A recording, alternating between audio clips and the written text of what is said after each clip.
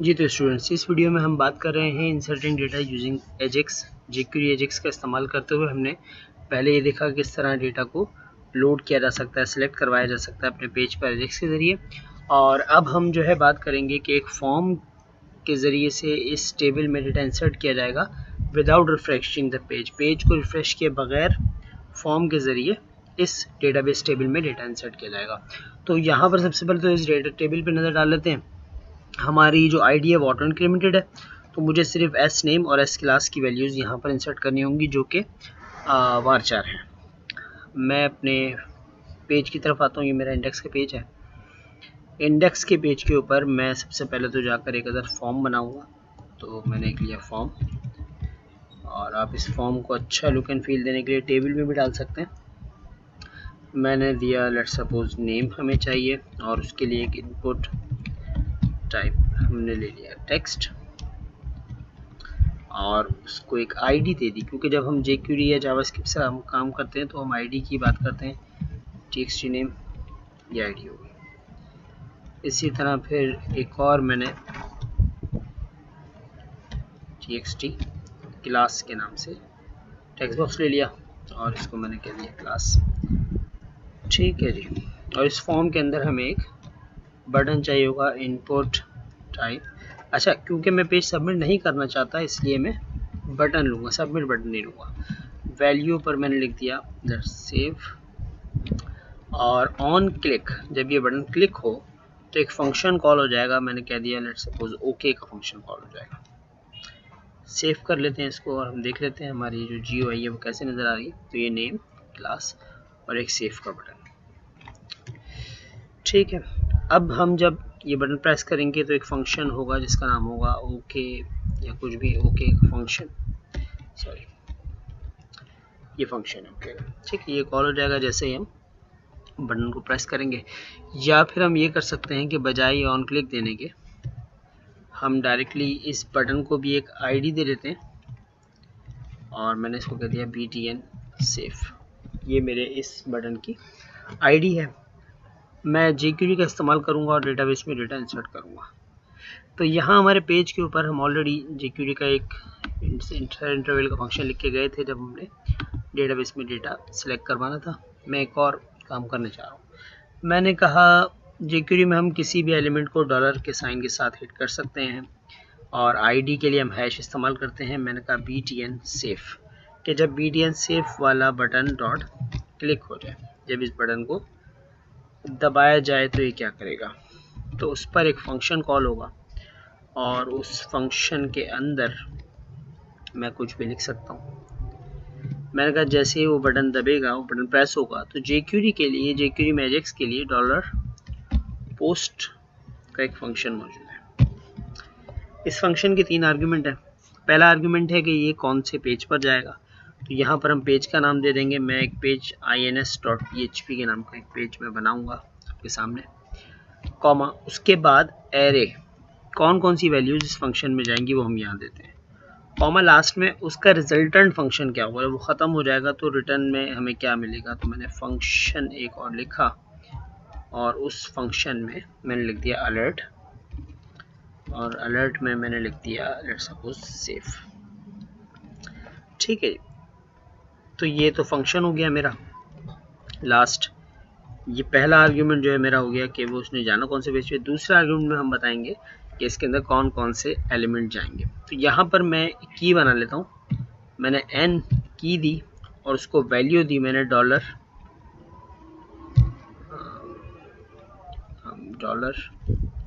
और इस तरह हम ऐड कर सकते हैं कि जिसकी आईडी txt नेम है डॉट उसकी वैल्यू। ये तरीका है हमारे पास। देखिए ये पहला एलिमेंट हो गया, n इसकी की है, और उसकी वैल्यू जो है वो txt नेम के अंदर से हमें मिल रही है।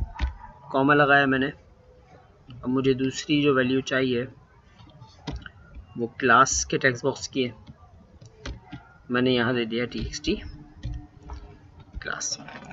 अच्छा, तो अब यहाँ पर n के साथ मैंने c करके वेरिएबल ले लिया। अब ज़रा समझ लेते हैं इस बात को। मैं कह रहा हूँ कि जब भी मेरा ये btn सेव, ये btn सेव कौन सा, ये वाला बटन है जिसकी आईडी btn सेव है, जब ये बटन दबे डॉट के लिख तो एक फंक्शन चल जाए जिसके अंदर पोस्ट का मेथड मैंने इस्तेमाल किया, जो कि jQuery में एजेक्स के ये इस्तेमाल होता है।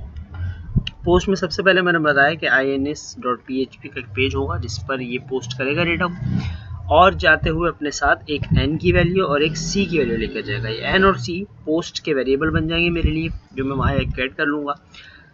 txt name dot value, txt class dot value, किसी भी एलिमेंट की वैल्यू गेट करने के लिए ये तरीका है। वो एलिमेंट जिनके एट्रीब्यूट वैल्यू होते हैं उसको आप इस तरह गेट कर सकते हैं jQuery में। और लास्ट में मैंने एक अलर्ट का फंक्शन लिख दिया जिससे पता चलता है कि ये हमें सेव का ऑप्शन दे देगा। मैंने इसको फ़िलहाल के लिए सेव किया और अब मैं ins के पेज पर जा रहा हूँ। मैंने एक पेज बनाया है ins.php के नाम से।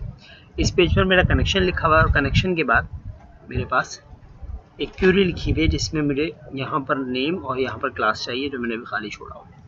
मैं इसके लिए एक $nn का वेरिएबल बना लेता हूँ। इक्वल्स टू डेटा कहाँ से मिलेगा, $_पोस्ट में से हमारे पास आ रहा होगा जो हमने n भेजा है वहाँ आर्ग्यूमेंट से एरे बनाकर। दूसरा मैंने एक और वेरिएबल ले लिया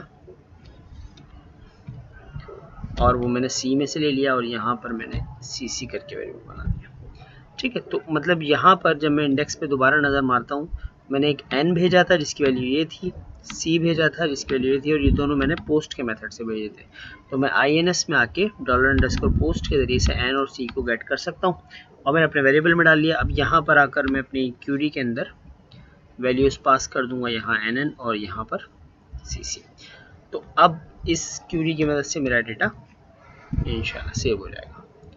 हम दोनों पेजेस को सेव कर लेते हैं और अपने पेज को आकर रिफ्रेश करते हैं। इस वक्त देखें हमारे पास शाहीन तक का डेटा मौजूद है, क्लास 9th। मैं एक और डेटा इंसर्ट करना चाहता हूँ। मैंने कह दिया लेट सपोज एहसान अली, क्लास उसकी हमने दे दी 4। हम इसको सेव करते हैं।